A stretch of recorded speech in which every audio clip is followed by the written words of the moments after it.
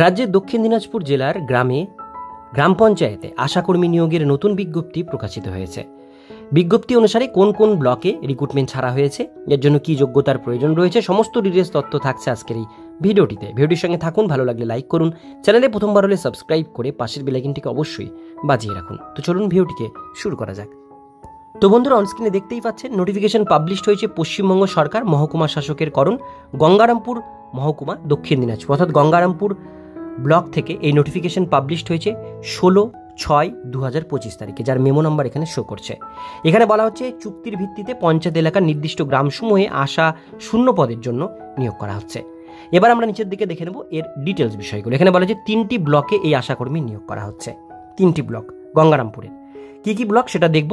এবার তার আগে বলা হচ্ছে আবেদনপত্র 20/6/2025 তারিখ থেকে সংশ্লিষ্ট বিডিও অফিসে বা CMH অফিসে আপনারা কিন্তু এই ফর্মটি জমা করতে পারেন। আপনারা WB হেলথের অফিসিয়াল ওয়েবসাইট বা দক্ষিণ দিনাজপুর অফিসিয়াল ওয়েবসাইটে গিয়ে নোটিফিকেশনটি দেখতে পারেন। এবার চলে আসবো আমরা নিচের দিকে, এর কিছু শর্তাবলী রয়েছে সেগুলো আগে দেখে নেব। প্রথমে 1 নম্বরে বলা আছে কেবলমাত্র বিবাহিতা, বিধবা অথবা আইনগতভাবে বিবাহ বিচ্ছিন্ন মহিলা প্রার্থীরাই এখানে আবেদন করতে পারবেন। প্রার্থীকে অবশ্যই সংশ্লিষ্ট গ্রামে স্থায়ী বাসিন্দা হতে হবে। অন্য গ্রামের কোনো প্রার্থী আবেদন করলে তার আবেদনপত্রটা কিন্তু বাতিল বলে গণ্য হবে। সাধারণ প্রার্থীদের জন্য অর্থাৎ জেনারেল ক্যাটাগরির জন্য 1/1/2025 তারিখ অনুসারে 30 থেকে 40 বছরের মধ্যে বয়সসীমা হতে হবে। আর যারা তপশিলি জাতি উপজাতি অর্থাৎ ST/SC যারা ক্যান্ডিডেট রয়েছেন তাদের 1/1/2025 তারিখ অনুসারে 22 থেকে 40 বছরের মধ্যে বয়সসীমা হলে আবেদন করতে পারবেন। প্রার্থীদের অবশ্যই মাধ্যমিক বা তার সমতুল্য পরীক্ষায় অবতীর্ণ হতে হবে, অর্থাৎ মিনিমাম আপনাদের মাধ্যমিক পাস যোগ্যতা থাকতে হবে, তবে আবেদন করতে পারবেন। এবার আমরা দেখে নেব কোন কোন ব্লকে এটা ছাড়া হয়েছে। প্রথমে ব্লকের নাম কুসুমুন্ডি ব্লক। কুসুমুন্ডি ব্লকের এখানে 2টো গ্রাম পঞ্চায়েত আছে, উদয়পুরের হচ্ছে মহিপাল, কুসুমুন্ডিতে আছে কুসুমুন্ডি। এবার মহিপালে হচ্ছে মহিপালদিঘি গ্রামের নাম, আর কুসুমুন্ডিতে কুসুমুন্ডি গ্রামের নাম। এখানে একটা একটা করে ভ্যাকান্সি রয়েছে। এরপরে হরিরামপুর ব্লক, এখানে আছে গোকর্ণ এবং বৈরহাট্টা, এই 2টো গ্রাম পঞ্চায়েতে ভ্যাকান্সি রয়েছে।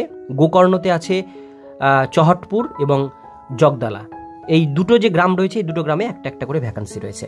এরপরে চলে আসবো বংশীহারি ব্লক, এখানে এলাহাবাদ পঞ্চায়েত, গাঙ্গুড়িয়া বজ্রবল্লভপুর, এই 4টে গ্রাম পঞ্চায়েতে কিন্তু ভ্যাকান্সি রয়েছে। তার মধ্যে এখানে গ্রামের সাবসেন্টারের নাম রয়েছে টিটল, খড়কা, উত্তর মিরাহাটি এবং বদলপুর। এই যে গ্রামের নাম রয়েছে এই গ্রামের মধ্যে যদি আপনাদের বাস হয় বংশীহারিতে আবেদন করতে পারবেন। প্রত্যেকটা গ্রামে কিন্তু একটা একটা করে ভ্যাকান্সি রয়েছে। টোটাল এখানে দেখতে পাচ্ছেন এখানে 8খানা ভ্যাকান্সি কিন্তু এখানে রয়েছে, 3টে ব্লক মিলে গঙ্গারামপুরের।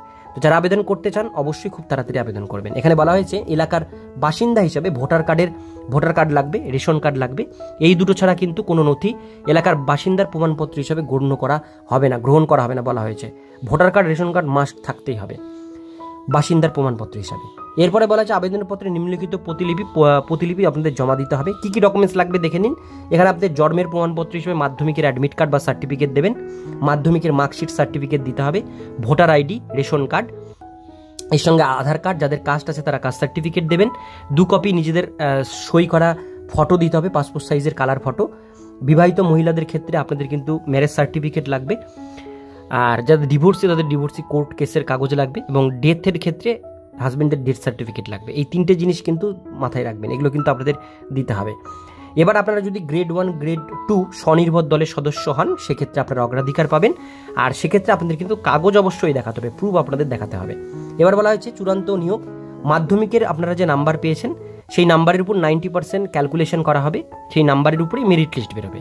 মেরিট লিস্টে যাদের নাম থাকবে তাদের কিন্তু শর্ট লিস্ট একটা বের করা হবে, সেই শর্ট লিস্টের মধ্যে যাদের নাম থাকবে তাদেরকে ইন্টারভিউতে ডাকা হবে। ইন্টারভিউয়ে উপরে আপনাদের 10 নম্বর থাকবে, সেটা আপনাদের বিডিও অফিসে কিন্তু ইন্টারভিউটি নেওয়া হবে। এবার আবেদনপত্র যেটা বলা হয়েছে সেটা হচ্ছে 10/7/2025 তারিখ বিকেল 5টার মধ্যে বিডিও অফিসে আপনাদের কিন্তু ফর্মটি জমা করতে হবে। জুলাইয়ের 7-10 তারিখের মধ্যে ফর্মটি জমা করবেন। এবার এই পরের পাতায় চলে আসবেন, এখানে দেখতে পাবেন অ্যাপ্লিকেশন ফর্ম্যাট দেওয়া রয়েছে।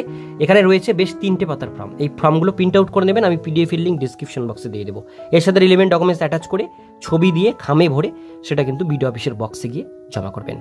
এটাই ছিল আজকে ডিটেলস বিষয়। ভিডিওটি কেমন লাগলো কমেন্টে জানাবেন, ভালো লাগলে লাইক করবেন, চ্যানেলে প্রথমবার হলে সাবস্ক্রাইব করে পাশের বেল আইকনটিকে বাজিয়ে রাখবেন আপনাদের জেলার নতুন চাকরির আপডেটগুলো সবার প্রথমে দেখবার জন্য।